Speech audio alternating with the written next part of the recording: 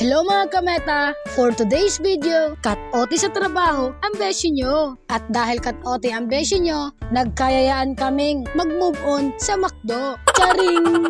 Nagpresenta lang po talaga akong mag-cut-ote mga kameta. Kasi sabi ko, magbablog ako. Vlogger yan!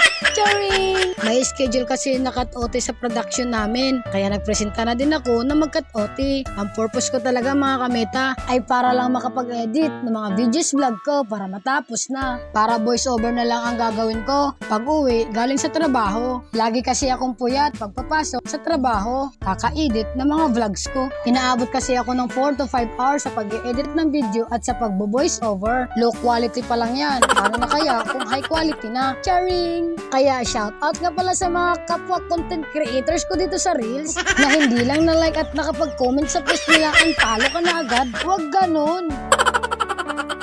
Hindi naman kasi sa lahat ng oras nakatutok lang ako sa Facebook. Pero sana suportahan niyo pa rin ako kahit hindi ko man malike mga post niyo. Pero mas nahirapan talaga akong magbukas ng pinto dito sa McDo. Sobrang init pa naman sa labas. Sa sobrang init ng init, pati buhok ng mga katrabaho ko, lumalabas ang tunay na kulay.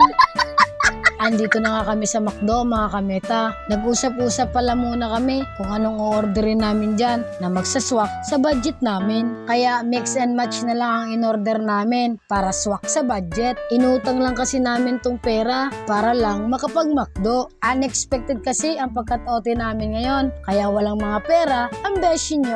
Kaya salamat kay Shing Nowitzki aka Day sa pagpahiram ng pera. Salamat pala kay She, salamat sa pagpahiram naman eh. Beke naman, Lolomets. Pansinin mo na ako para sa susunod na cut-ote namin, di ko na kailangan mangutang sa ibang tao. Charing!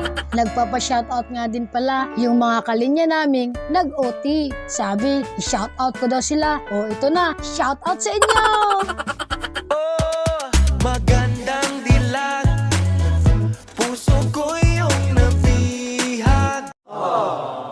Charing! Ito nga pala ang kasama ng beshi nyo kumain sa McDo. Mga katrabaho kong magaganda. Si Valentin, si Abby, si Philo at si Angge. Habang nakain nga kami dyan mga kameta, sinisiksik ko ang sarili ko para magkasya kami sa camera. Kaso, hindi talaga kami magkasya. Kaya ang ginawa ko, kinuha ko na lang yung cellphone para makita din ako sa camera. Charing! Ayos ba mga kameta? Itinutok na nga ng beshi nyo ang pagmumukha niya sa camera. Ganito rin ba kayo mga kameta habang nakain ng french fries sa McDo, sinasawsaw sa ice cream ng McFloat? Hindi ko kasi bet na yung french fries isinasawsaw sa ketchup. At sa lahat ng french fries na natikman ko, McDo lang talaga ang gusto ko. Parang ikaw lang ang gusto ko.